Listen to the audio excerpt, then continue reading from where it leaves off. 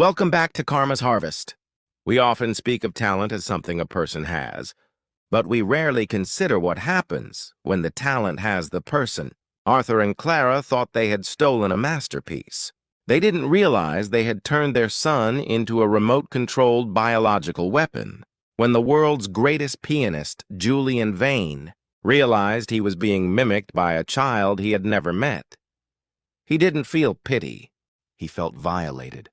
And a man who has mastered the most complex concertos in history knows exactly how to play a captured instrument. After the disastrous incident at Carnegie Hall, Arthur and Clara went into hiding. They tried to reprogram Leo, but the neural entanglement was too deep. The boy was no longer a person, he was a mirror. But the true horror began when Julian Vane decided to fight back. Vane realized that the connection worked both ways, sort of. While he couldn't see through Leo's eyes, he knew that whatever he did with his body, Leo was forced to replicate with perfect, agonizing precision. Vane began a practice schedule that was nothing short of psychological torture for the parents.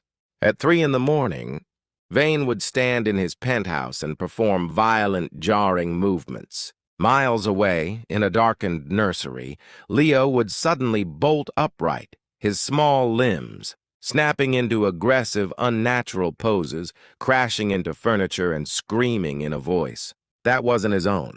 Arthur and Clara watched in horror as their perfect investment became a source of constant, terrifying chaos.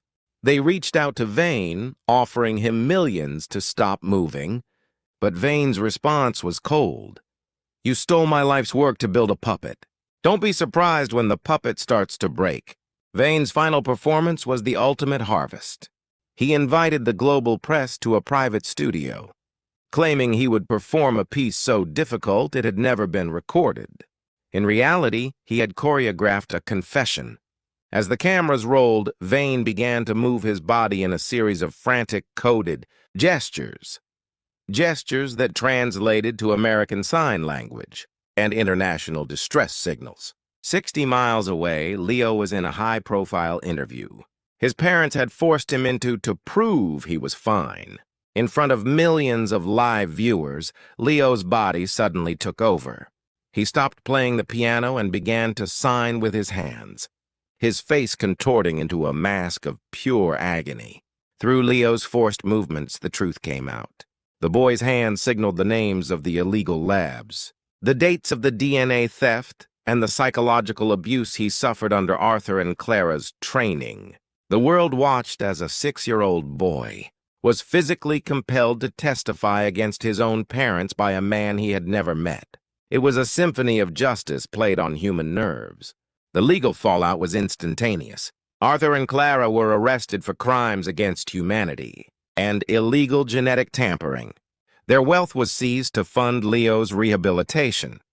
But the final harvest was for Leo himself. To save his life and stop the entanglement, doctors had to perform a radical neural reset and experimental surgery that would sever the stolen pathways in his brain. The surgery was a success, but it came at a price. When Leo woke up, the genius was gone. He looked at a piano and saw only a box of wood and wire. He couldn't play a single note.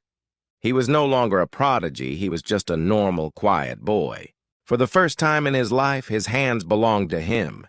He was no longer a ghost of Julian Vane, he was finally Leo. Arthur and Clara now sit in a federal penitentiary, where they are surrounded by the silence they once feared.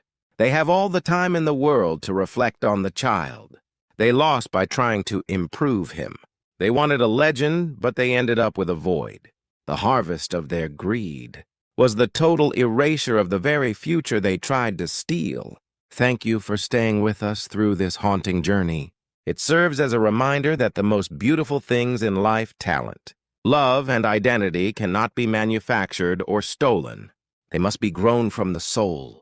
If you believe that every child deserves to be their own person, please share this story and help us spread the message of integrity. Next week, we explore the story of a real estate mogul who specialized in evicting the elderly until he found himself trapped in a house that refused to let him leave. You won't want to miss The Locked Door Policy, Subscribe and turn on all notifications, so you're the first to witness the next harvest. Until then, keep sowing the truth.